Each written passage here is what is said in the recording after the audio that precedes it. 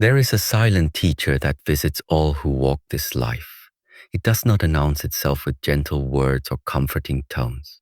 It arrives uninvited, in moments of loss, in aching limbs, in shattered dreams, in sleepless nights. And for most, pain is something to be feared, to be avoided, to be numbed or suppressed.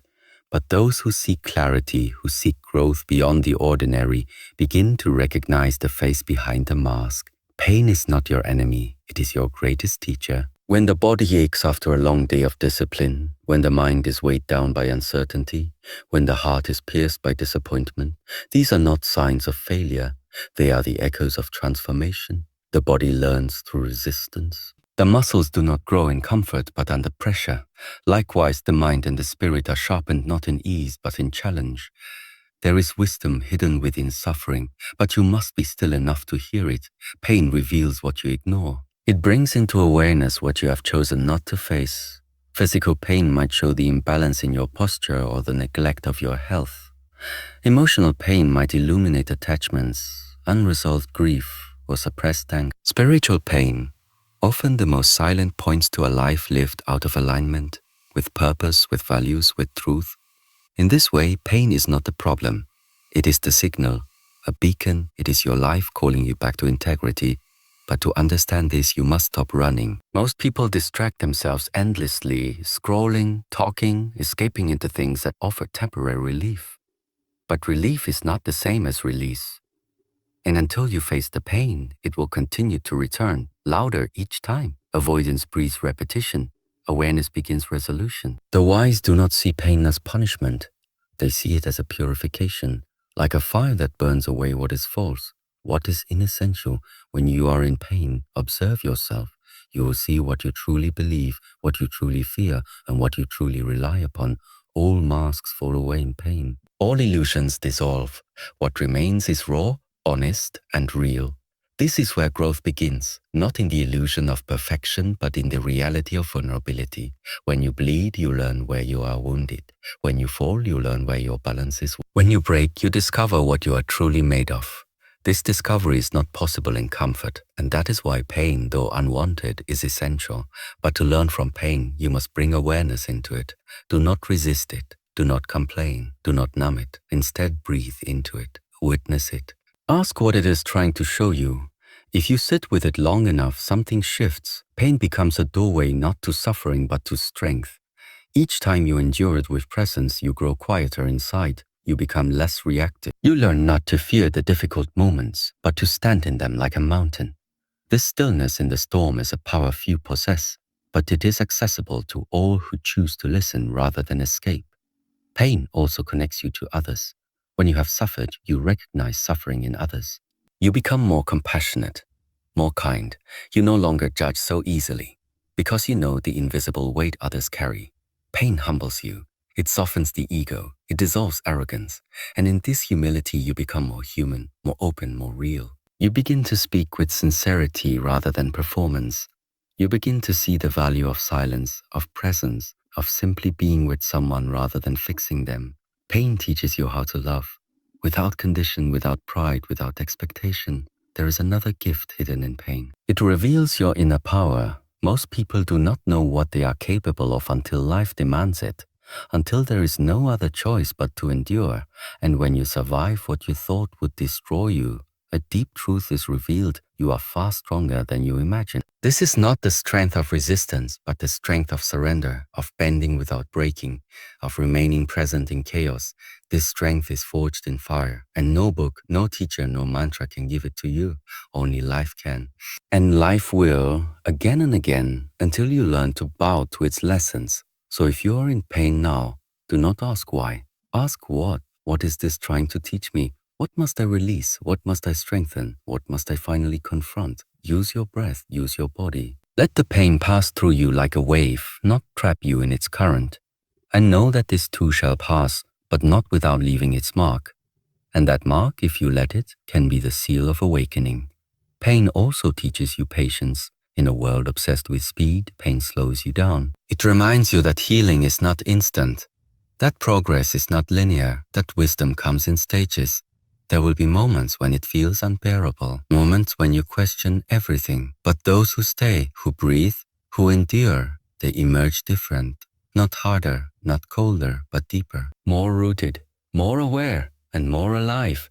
There are many who appear strong, but it is only those who have suffered and remained open who carry true strength. Because they have died many times inside, and still they rise. Still they choose to speak with kindness. Still they choose to live with courage. If you want to grow, welcome the pain, sit with it, let it teach you, let it shape you. Because the truth is, without pain there is no depth, no awakening, no real freedom. Comfort may keep you safe, but it will never set you free. You do not need to seek pain, life will bring it. What you need is the mindset to face it, the heart to accept it, the discipline to learn from it, and the wisdom to transmute it. When you begin to live this way, you are no longer afraid of change, of loss, of endings, because you know that even the darkest moments are servants of your growth. And once you learn this, truly learn it, you will never be the same. You will stop fearing pain. You will begin to walk with it, and one day you will thank it, not for the suffering, but for the awakening it brought. Pain is not the enemy, it is the hand that opens the gate. And beyond that gate, your real self waits. Discipline is a word often misunderstood. It is not punishment, it is not restriction, it is a sacred bridge between knowing and becoming.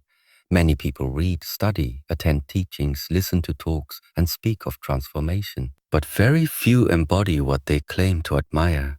This is because the distance between understanding something and becoming it is filled with a quiet, repetitive, often uncomfortable force called discipline. It is in the repetition, in the mundane, in the consistent decision to act, that the path reveals itself. There is no mastery without discipline, and there is no transformation without embodiment. To understand a concept is one thing, to live it is another. Knowing that stillness is powerful means nothing if you do not sit in silence daily. Knowing that presence is healing means nothing if you are constantly distracted. Knowing that the body and mind are connected means nothing if you do not train both. Discipline is the test of truth. When you are tired, when no one is watching, when there is no reward, what do you choose? That is your path. And if that choice is guided by clarity, by practice, by inner commitment, you walk the road of transformation. Discipline begins with intention, but it is sustained by structure. Intention gives you the direction. Structure ensures you walk it. Just like a river flows not wildly, but within the boundaries of its banks, your energy flows stronger when it is guided. Wake at the same hour, move your body every day, train your breath, confront your thoughts. Reflect before you sleep.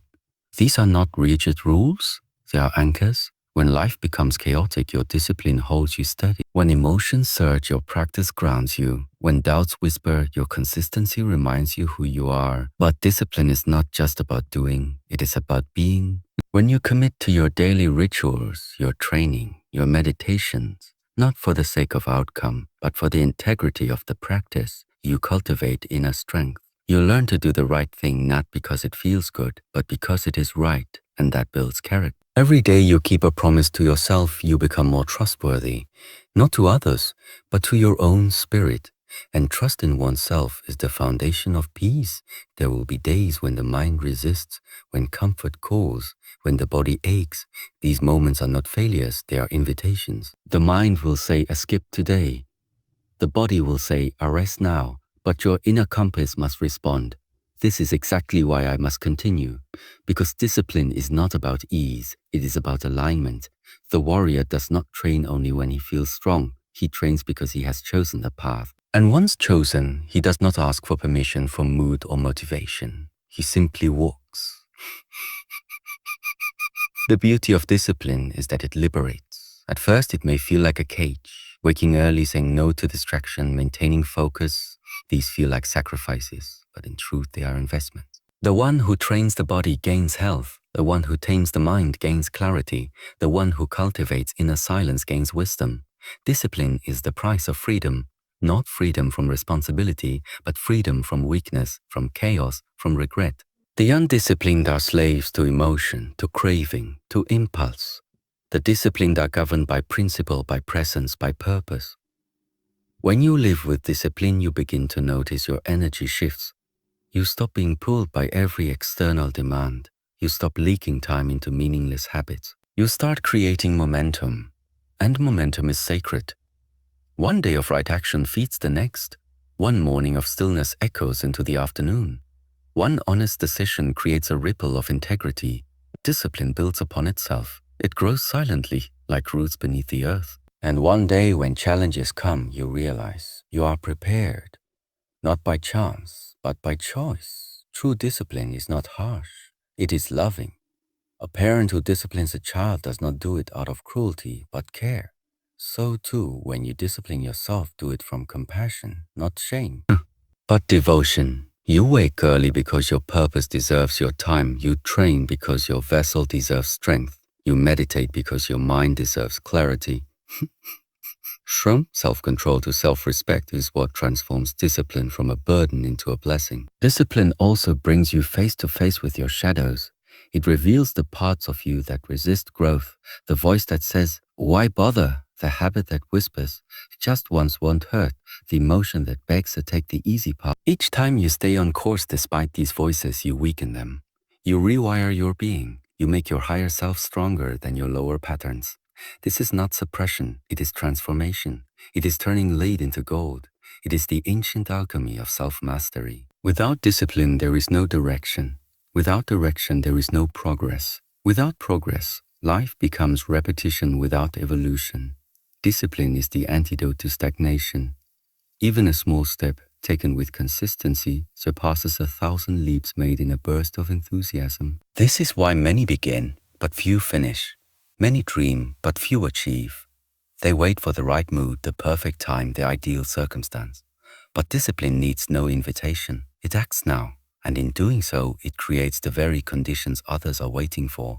There is also peace in routine. When you no longer debate with yourself each day, when your actions are decided by your values and not your feelings, you conserve energy, you become efficient. You create space for insight, for intuition, for inspiration. The mind becomes lighter, the spirit becomes steadier. You are no longer scattered, you are aligned, and alignment is power. The wind that scatters leaves can do little, but the wind that is focused becomes a storm. So too with your energy. Discipline is not loud, it does not shout its name. It moves silently early in the morning, late in the evening when the world sleeps. It is built in the cold, in the rain, in the silence. And that is why it is sacred, because it is not for show, it is for the soul. No one sees you rising early. No one watches you meditate. No one cheers when you choose the difficult truth over the easy lie. But you know, and the self that honors those choices grows more luminous, more free, more whole. In time, discipline becomes identity. You no longer ask, should I do this? You know, this is who I am. And that shift from effort to embodiment is the essence of transformation. You are not trying to change, you are being the change. The outer results will follow, but the inner shift is the real victory. You become someone who trusts their own word, someone who does what they say, someone who lives their values. And in a world of noise and distraction, that is rare, that is powerful. To walk the path is not easy, but the one who walks with discipline walks with purpose. And though the steps may be hard, the destination is worth it. The old self fades, the real self emerges. And once you taste this clarity, this strength, this freedom, you will never trade it for comfort again. Discipline is not just a bridge from knowing to becoming. It is the transformation itself, the work, the walk, the way. And those who walk it, day by day, breath by breath, are never the same again. In a world that moves faster each day, stillness has become a forgotten art. From the moment eyes open in the morning, there is noise, messages, obligations, distractions, demand. The body rushes, the mind races, and without realizing it, a person becomes lost. Not lost in location, but lost in direction. It is easy to confuse movement with progress, easy to mistake activity for purpose. But movement, if undirected, only creates more confusion. Stillness reveals what movement hides. When the body is still and the noise fades, only then does the truth begin to whisper. Stillness is not idleness. It is not laziness. It is not a lack of responsibility. Stillness is a return to center. It is the moment where you step out of the current and sit on the bank of your own life. When you stop running, when you stop chasing, when you stop reacting, something deep within you has space to speak. But for most, stillness feels uncomfortable, because in stillness you begin to see clearly. And clarity, though beautiful, can be confronting. It shows you how often you betray your own values, how often you hide behind busyness to avoid facing what matters, how often you distract yourself from the emptiness you refuse to acknowledge. Stillness is the mirror. It reflects your state of being without distortion. The longer you sit in silence, the more transparent your inner world becomes. You see your fears, your desires, your patterns. You begin to realize how much of your life is reaction, not creation. And it is only in this awareness that change can begin. The one who cannot sit still is not free. They are a slave to the mind. The one who needs constant stimulation is not alive. They are numbing something deeper. Stillness is not the absence of life. It is the space where real life begins. The greatest insights arise not in moments of action, but in moments of stillness. Clarity is born in silence, not in noise. Wisdom comes from reflection, not from reaction. The masters of every tradition knew that. They went into solitude, into nature, into caves, into quiet, not to escape the world, but to see it more clearly. And in doing so, they came to understand themselves. In stillness, the layers fall away. The ego quiets. The need to prove, to perform, to control begins to dissolve. You become more than your identity, more than your role, more than your achievements. You begin to feel the essence beneath the surface. The modern world teaches the opposite. It praises the loudest, the fastest, the busiest. It tells you that your worth is in your productivity, that rest is weakness, that slowing down is failure. But what if the opposite is true? What if in stillness you find strength? What if the one who can sit alone, undistracted, undisturbed, is the one who holds the deepest power? Because they are not dependent on anything outside themselves, they are whole, and that wholeness, that rooted presence, is unshakable. Stillness is also the ground for right action. Not passive action, not delayed action, but action born from clarity, not chaos. When you move from stillness, your steps are precise, your decisions are grounded, your presence is complete. You do not act out of fear or urgency, you act from alignment. And this type of action, though quiet, creates far greater impact than scattered activity. It is like the archer who waits in silence before the release. The silence does not mean inactivity, it means preparation. The still mind sees the target clearly and hits it with ease. To cultivate stillness requires courage, because it means facing yourself without noise, without escape. It means sitting in the discomfort of your own presence, feeling every emotion without distraction, observing every thought without judgment, not trying to change anything, just witnessing. And in that witnessing, something shifts. You begin to see that you are not your thoughts, you are not your emotions, you are the awareness behind them. And in this realization, freedom arises. You no longer need to control everything. You can allow, you can trust, you can be. Stillness also connects you with the natural rhythm of life. Nature does not hurry, yet everything is accomplished. The sun rises and sets in silence. The trees grow without noise. The rivers flow without announcement, yet all of them fulfill their purpose perfectly. When you slow down, when you align with this rhythm, stress dissolves. Anxiety fades. You no longer push life. You move with it, you flow. And this flow is not passive. It is powerful because it is in harmony with the way things are. The greatest strength is not in the one who can conquer the world, but in the one who can conquer himself. And to conquer yourself, you must meet yourself. Stillness is the meeting point. It is where you stop pretending, stop performing, stop escaping. It is where you breathe, feel, and listen. And in listening, you learn. You learn what needs healing. You learn what needs releasing. You learn what matters most. And with this knowledge, you can begin to live differently, not out of habit, but out of intention. Stillness also reveals your inner peace. Not peace that comes from external comfort, but peace that remains even when things fall apart. This is the peace that comes from knowing you are not the storm, you are the sky. The thoughts, the emotions, the circumstances, they come and go, but you, the watcher, remain. When you learn to anchor in this stillness, the outer world no longer controls your inner world. You remain calm in the midst of chaos, not because chaos does not exist, but because you have found a place within you that is untouched by it. This stillness is not found in a place. It is not in a cave, a mountain, a retreat. It is within you, available in every breath, every pause, every moment of awareness. But like any skill, it must be practiced. Begin with minutes, a single breath, a moment of silence before you speak, a pause before you respond, a walk without your phone, a meal eaten in presence. Slowly, you train your mind to stop reaching, to stop fleeing, to stop grasping. Slowly, the silence becomes familiar. And then it becomes your friend. As stillness deepens, intuition awakens. You begin to sense what is right without needing to reason. You begin to feel what is true without needing proof. This inner knowing is not mystical. It is the natural intelligence of life that speaks when the noise of the mind subsides. And once you learn to listen, you no longer need endless advice, constant validation, or the opinions of the world. You become your own guide. And this is the true empowerment, not needing to be told who you are, because you know. Stillness is a return to simplicity, a return to presence, a return to truth.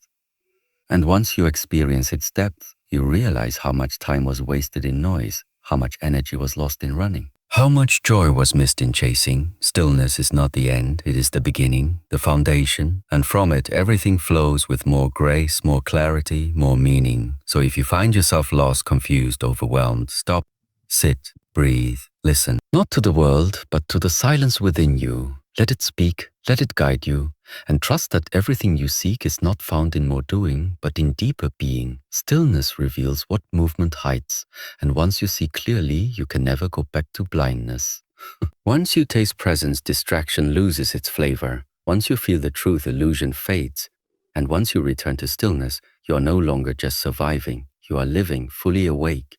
Letting go is often mistaken for weakness. The mind associates it with giving up, with losing control, with defeat.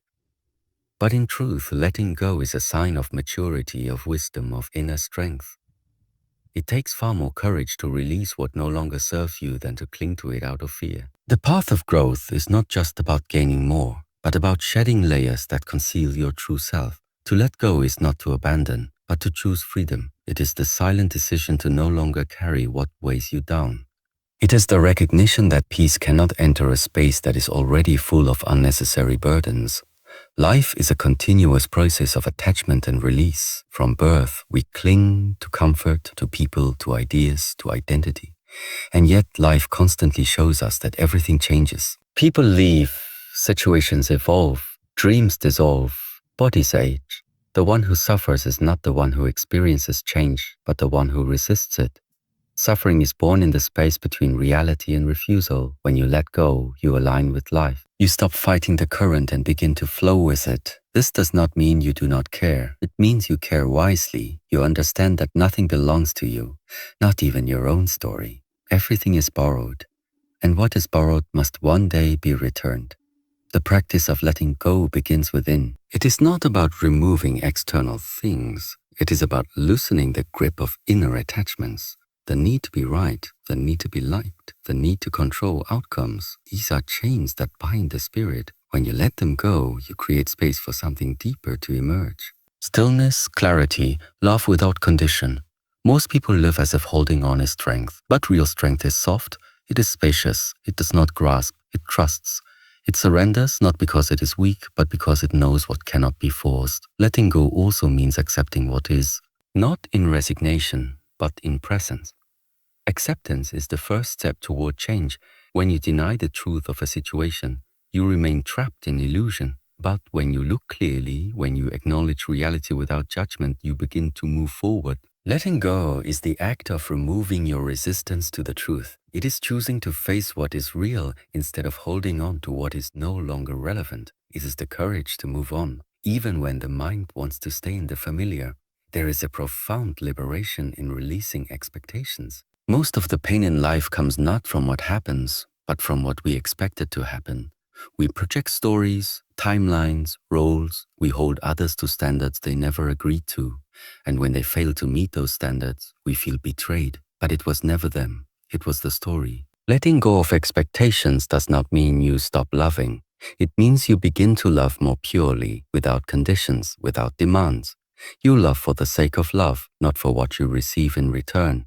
This is the love that frees both the giver and the receiver. Letting go of the past is one of the hardest and most essential acts of freedom.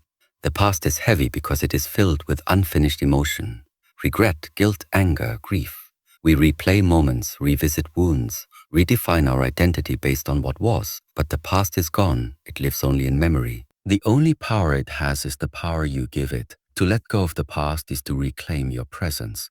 It is to stop bleeding into the now from wounds that were never healed.